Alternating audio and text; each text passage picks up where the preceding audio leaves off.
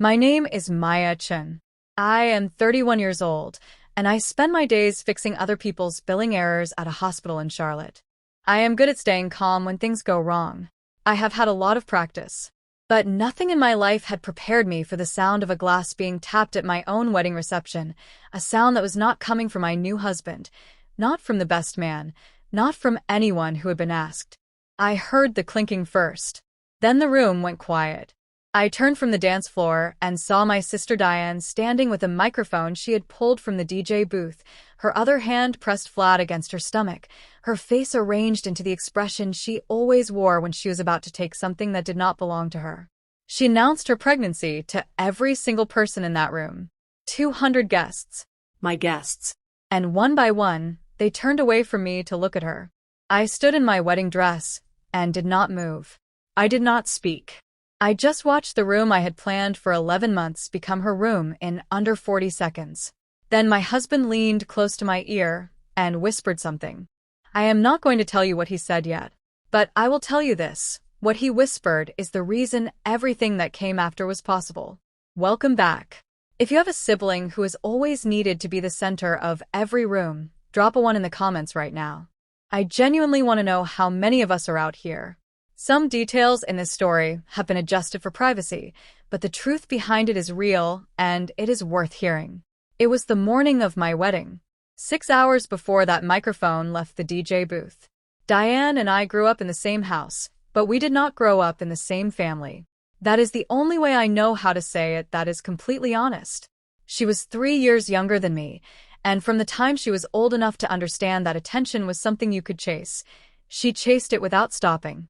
My mother fed that habit without realizing it, or maybe she realized it and just did not know how to stop. She called Diane first for everything. Every family announcement, every dinner plan, every piece of news that should have gone to both of us at the same time went to Diane first. By the time I heard anything, Diane had already shaped the story. I told myself for years that it was just the way our family worked. Some families have one child who pulls more light than the other. I thought I had made peace with being the one in the background. I had not made peace with it. I had just gotten very good at pretending. The clearest memory I have is from my college graduation. I had been asked to speak. 4 years of work, a 3.9 GPA, a department award, and a 2-minute speech in front of everyone I loved. My family sat in the 3rd row. I was halfway through my 2nd paragraph when I saw my mother lean over to Diane and whisper something. Diane stood up, waved at someone across the auditorium, and the two of them shuffled out of the row while I was still speaking. Later, my mother told me Diane had felt sick. She said it like that explained everything. She never once mentioned the speech. The second memory is from 3 years ago. My company had promoted me to senior billing coordinator, which was a bigger deal than it sounds because I was the youngest person in my department to hold that title. We went to dinner to celebrate. My father ordered a bottle of wine. My mother smiled and squeezed my hand, and then Diane, who had been quiet for 20 minutes, put her fork down and told us that her boyfriend Marcus had broken up with her that morning. That was the last time my promotion was mentioned at that table. I am not telling you these things to make Diane sound like a monster. I am telling you because patterns do not lie. A single incident is a bad day. 2 incidents are a coincidence. But when the same thing happens at your graduation, your promotion dinner, your birthday, your engagement party, and a dozen quieter moments in between, it is no longer an accident. It is a system. And I had been living inside that system my entire life without fully naming it. The wedding was supposed to be different. I had told myself, quietly and carefully, that there was no way to redirect a wedding. That for one day, the story would simply be mine. I believed that right up until I heard the glass. The last guest left at 11. The catering crew began folding tablecloths and stacking chairs while the DJ packed his equipment into black cases. Daniel had gone to handle the final vendor payments, and for a few minutes I was alone at the head table in a room that was being quietly taken apart around me. I had not changed out of my dress yet. I do not know exactly why. Maybe I was not ready to let the day be over. Maybe some part of me was still hoping that if I sat there long enough, something would happen that would make the last hour of the reception feel less like what it was. The flowers on the table were starting to close. The candles had burned down to flat pools of wax. I sat in the middle of all of it and listened to the sound of the room emptying. My phone was face down on the table. I had not looked at it since the reception ended. I picked it up the way you pick up something you already know is going to be heavy. No missed calls from my mother. None from Diane. Not a single message from anyone in my family asking how I was, how the rest of the night had gone, whether I was okay. Nothing. I opened Instagram because I do not always make smart decisions when I am tired and hurting. Diane had posted 40 minutes earlier. The photo was taken at my reception, my venue, my flowers, my decorated tables in the background, and she was standing in the center of the frame with both hands on her stomach, smiling the way she smiles when she knows exactly what she is doing. The caption announced the pregnancy again, in full, with details she had not even shared during the toast. 612 likes. Comment after comment after comment, all of them congratulating her. None of them mentioning where the photo had been taken or whose day it had been. I scrolled to my own profile. The wedding photos my bridesmaid had posted that afternoon had 43 likes. I put the phone face down on the table again. I want to be clear about what I felt at that moment because it is important. I did not feel rage. I did not feel the hot, shaking kind of hurt that makes you want to call someone and say every true thing you have been holding back for years. What I felt was quieter than that, and in some ways worse. It was the feeling of a door closing. Not being slammed, just closing, softly and completely, the way a door closes when the person on the other side has finally decided they're not coming back in. I had spent years adjusting myself to fit inside a family that was never going to adjust for me. I had shrunk at graduations and stayed quiet at dinners and talked myself out of my own anger more times than I could count. Sitting in that empty reception hall in my wedding dress, I did not make any decisions yet. But something had shifted. And I knew, the way you know certain things in your body before your mind catches up, that I was done adjusting. We were in Savannah for the honeymoon. 3 days in, sitting on the small balcony of our hotel room with coffee going cold on the table between us, Daniel put his cup down and told me it was time to tell me what he had whispered at the reception. I had not pushed him for it. He had asked me, on the drive to the airport the morning after the wedding, to give him a few days before he explained. He said he needed to think carefully about how to say it. I had agreed because I trusted him, and because some part of me already sensed that whatever he was carrying was not small. He told me he had overheard Diane and my mother in the bridal suite 2 hours before the ceremony. He had gone to let me know the florist had a question, knocked on the wrong door, and heard them through the wall before anyone knew he was there. Diane was not upset. She was not nervous. She was planning. He heard her tell my mother exactly when she was going to stand up, exactly what she was going to say, and exactly why the reception was the right moment. The pregnancy was real, but the timing was a choice. A deliberate, calculated choice made while I was in the next room getting my hair pinned, and my hands were shaking from nerves. My mother had said nothing to stop her. That was already enough to make the room feel unsteady. But Daniel was not finished. He picked up his phone and showed me something he had found the morning after the wedding. A text thread had been forwarded to him by mistake, sent his number instead of someone else's, a contact mix-up that Diane would not discover until it was far too late to matter. The thread was between Diane and my mother. It went back 5 weeks. They had discussed the announcement in detail, back and forth, message after message. There was a line from my mother that I have not been able to forget since the moment I read it. She wrote that they needed to find a way to balance out Maya's day because Diane had been struggling emotionally and needed something to look forward to. Balance out my wedding day. Those 4 words sat in my chest like something with weight and edges. I want you to understand what that means, practically speaking. It means that at some point in the 5 weeks before my wedding, my mother looked at my happiness and decided it was something that needed to be distributed more evenly. It means she looked at the one day I had asked for, the one day that was supposed to be entirely and unapologetically mine, and decided her other daughter's emotional comfort was a valid reason to take a portion of it away. This was not a sister who got carried away in an excited moment. This was not a mother who failed to think things through. This was planned.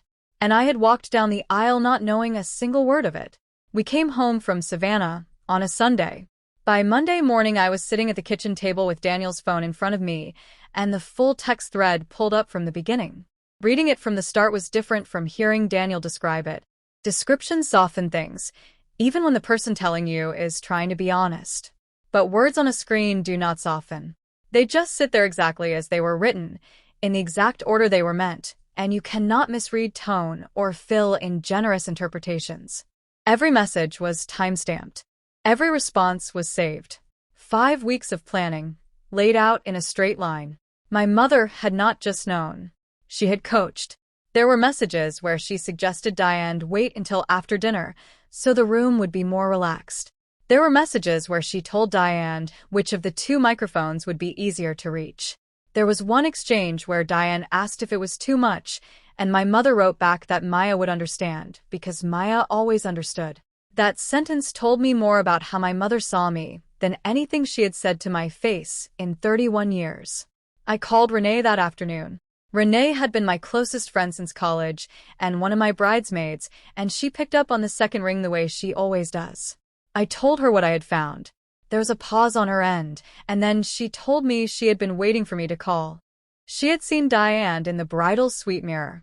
Renee had been touching up her lipstick, and Diane was standing a few feet behind her, lips moving, running through something quietly under her breath. Renee had thought it was strange, but had not wanted to say anything on my wedding morning. She had told herself she was misreading it. She had not misread it. I called my other bridesmaid, Priya, an hour later. Priya confirmed the same thing without me prompting her.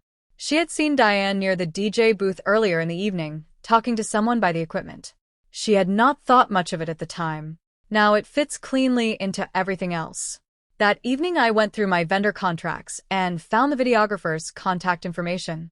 I had hired him specifically because he worked with 2 cameras and captured the full room continuously throughout the reception. I sent him an email that night requesting the complete unedited footage from both cameras, every minute from the start of the reception to the end. He sent it within 24 hours. I watched the full file on my laptop with the sound low, and Daniel sitting beside me. 43 minutes in, there it was. Diane and my mother standing near the DJ booth, heads close together, my mother's hand briefly touching the microphone stand before she stepped back. Clear. Unhurried. Completely unaware that both cameras were running. I saved the file in 3 separate places and said nothing to anyone. That was my first deliberate move. I need to stop here and tell you something about Daniel, because the version of him you might have in your head right now is probably not the full picture. When he asked me on the drive to the airport to give him a few days before he explained, I assumed he needed time to find the right words. That is what I told myself. But that was not what he was doing with those 3 days. I only understood that when we got home and I started pulling threads and found that several of them had already been pulled. The videographer had not responded to my Monday evening email within 24 hours by coincidence. Daniel had called him from Savannah on the 2nd day of our honeymoon and asked him, quietly and without telling me, to hold the full unedited footage and not delete anything. He had not mentioned it to me because he did not want to shape what I decided to do. He wanted the footage to exist and be available, and then he wanted the choice of what to do with it to be entirely mine. The forwarded text thread had not been sitting unsecured in his regular messages. He had moved it the morning after the wedding into a password-protected folder on his phone and taken screenshots of every single message before the original forward could be recalled or deleted. He had done that at 6 in the morning while I was still asleep in my wedding night hotel room, still in the complicated feelings of a day that had ended the way mine had. He had not told me any of this while he was doing it. When I found out, I asked him why he had not said something sooner. He thought about it for a moment, and then said that it was my situation, my family, and my call to make. He said his job was to make sure I had what I needed if I decided I wanted to act, and to stay out of the way if I decided I did not. He said he had no interest in making the decision for me. I have thought about that answer many times since then. I grew up in a family where help always came with a hand extended for something in return. My mother helped with conditions. Diane helped when there was an audience. Even some of my friendships over the years had that quality, where support was offered in ways that kept the other person slightly above me, slightly more in control of the situation. I had gotten so used to that dynamic that I had started to see it as normal. I had started to believe that was simply what closeness looked like. Daniel did not need credit. He did not need to be thanked in a specific way or acknowledged publicly or consulted on every step that followed. He had simply seen what was happening, done what he could to protect my options, and stepped back. That was the moment I understood what I had actually married. Not just a good man. A steady one. And in my life, steady has always been rarer than good. The first text from my mother came 9 days after we returned from Savannah. It was casual, the way her messages always were when she wanted something but did not want to appear to be asking. She said she hoped the honeymoon had been wonderful and that she had been thinking it would be lovely to start talking about a baby shower for Diane. She asked if I knew of any good venues since I had just gone through the planning process myself. I read it twice. Then I wrote back and told her it sounded like a beautiful idea. Diane texted the next day asking if I still had the contact information for the catering company from the wedding because she had loved the food. I sent her the name and number with a smiley face. She responded with a heart. I want to be precise about what I was doing because it was not cruel and it was not performance. It was patience applied with a specific purpose. Every warm reply I sent was an invitation for them to keep talking. And they did keep talking because they believed what they had always believed about me, that I would absorb whatever happened, rearrange my feelings to make room for everyone else's comfort, and eventually move forward without making anything difficult. They had 17 years of evidence supporting that belief. I did not correct them. While those texts were coming in, Daniel's older brother Marcus, who practices family and civil law in Atlanta, was sitting with a printed copy of the full text at his kitchen table. Daniel had asked him to look at it not to build a case, but to understand what we were actually holding. Marcus called us on a Thursday evening and used the word documentation 3 times in the first 2 minutes of the conversation. He said the thread was clear, detailed, and time-stamped in a way that left very little room for alternative explanations. He said we should keep everything exactly where it was and not discuss it outside the 4 of us. We said we understood. 2 weeks after that call, Diane posted a new set of photos on Instagram. Maternity shoot. Professional photographer, soft lighting, flowers in her hands. I recognized the location in the 3rd photo before I even read the caption. It was the garden courtyard of my wedding venue. She had gone back and used it as a backdrop for her own shoot. The caption called it her favorite place in the city. 640 likes by the end of the day. I showed Daniel without saying anything. He looked at the screen for a moment, then looked at me, and I could see him waiting to take his cue from me. I put the phone down and went back to the baby shower venue list I had been helping compile. I was not ready yet, but I was getting close. And they had absolutely no idea. I wrote the email on a Tuesday night. It took me 4 drafts and about 2 hours, not because I did not know what I wanted to say, but because I kept removing things. Every time I felt the urge to explain my feelings or describe how the day had affected me, I deleted it. Feelings can be argued with. Feelings can be called oversensitive or exaggerated or misremembered. What I was sending did not need feelings. It had something stronger than that. The final version was 1 paragraph. I said that I had come across some information following the wedding that I believed the family should be aware of. I said I was sharing it without comment and without accusation. I said I had 1 question, and I would like someone to answer it on the record, in writing, at their earliest convenience. The question was this. I would like someone to explain this to me. That was all. Attached to the email were 3 files. The first was the unedited video clip, 2 minutes and 17 seconds, showing Diane and my mother at the DJ booth before the toast, unhurried and deliberate. The second was the full text thread, every message, every timestamp, 5 weeks of planning laid out in order from the first conversation to the last. The third was a 1-page document Marcus had prepared summarizing the timeline in plain, factual language. I sent it to my mother, to Diane, and to every aunt, uncle, and family member who had attended the reception. Then I closed my laptop and went to bed. For days passed. Nobody responded. Not my mother. Not Diane. Not a single person who had been in that room and watched it happen and applauded. 4 days of complete silence, which told me more than any response could have. On the 5th day, my mother called. I let her speak without interrupting because I wanted to hear all of it. She said I had always been oversensitive. She said Diane was just excited and had gotten carried away in a happy moment. She said the text messages were being taken out of context and that I did not understand the full picture. And then she said the thing that I will never forget, the thing that I could not have written for her if I had tried. She said that whatever I was planning to do with that information, I needed to think carefully because taking this any further would destroy the family. Now I am sorry your day was disrupted. I should have handled this differently. Not even a question about how I was feeling. Her first instinct, after 4 days of silence, was to protect the family from the consequences of what they had done rather than protect me from the pain of what I had experienced. She was not worried about my hurt. She was worried about her reputation. And in that one sentence, without meaning to, she told me exactly where I had always ranked. I did not pursue legal action. Marcus had walked me through what that path would look like, and I thought about it seriously before deciding it was not what I wanted. What had been done to me could not be fully repaired by a courtroom, and I had no interest in spending the next 2 years of my life in a process that kept me tied to people I was trying to move away from. That was not the outcome I was building toward. What I did instead was simpler and, as it turned out, more effective than anything a filing fee could have accomplished.